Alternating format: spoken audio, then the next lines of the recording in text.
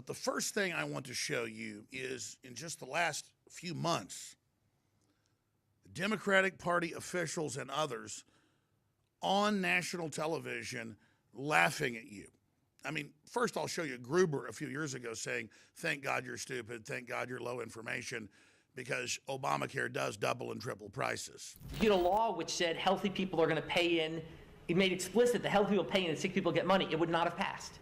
Okay? Just like the people, lack of transparency is a huge political advantage. And basically, call it the stupidity of the American voter or whatever. But basically, that was really, really critical to getting the thing to pass. But just last week, we saw White House writers on Charlie Rose celebrating with their so-called intellectual audience how they hoodwinked the population with terms like, if you like your doctor, you can keep your doctor. My point is that you have equal impact on serious speeches because it's about style, use of language, etc. I was very, the joke speech is the most fun part of this, but the things I'm the most proud of were the more serious speeches, I think. Healthcare, economic speeches, and I think... Lovett wrote the line about, if you like your insurance, you can keep it. How dare you?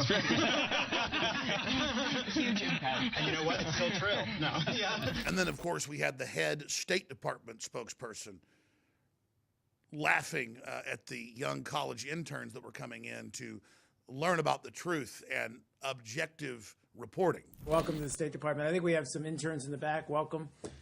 Good to see you in this exercise in transparency and democracy. Is that what it is?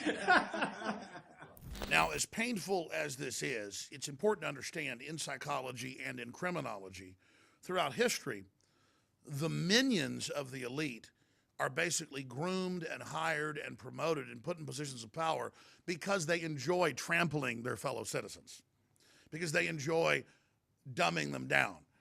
There was an email that came out in last week's WikiLeaks where you've got top lobbyists advising the Democratic Party on the fact that the public is dumbed down and is in the dark, and that's a good thing, but that they're starting to not comply regardless. So what are we going to do? And they talk about then demographic warfare, which means the old divide and conquer that the British Empire used. In one email sent by Hillary surrogate Bill Ivey to Clinton campaign manager John Podesta, Ivey brags about how the left has sought to maintain political power by producing, quote, an unaware and compliant citizenry. So there it is in black and white. They don't dispute these emails, that they want to keep you dumb, they want to keep you distracted, they want to keep you in a servile or slave position. We've all been quite content to demean government, drop civics, and in general conspire to produce an unaware and compliant citizenry. Conspire. Conspire to produce an uninformed mass who will just do as they're told. That's why UNESCO, UN mandated education in this country is teaching Common Core, where 2 + 2 = 5 via fuzzy math. This is a deliberate sabotage of the critical thinking processes.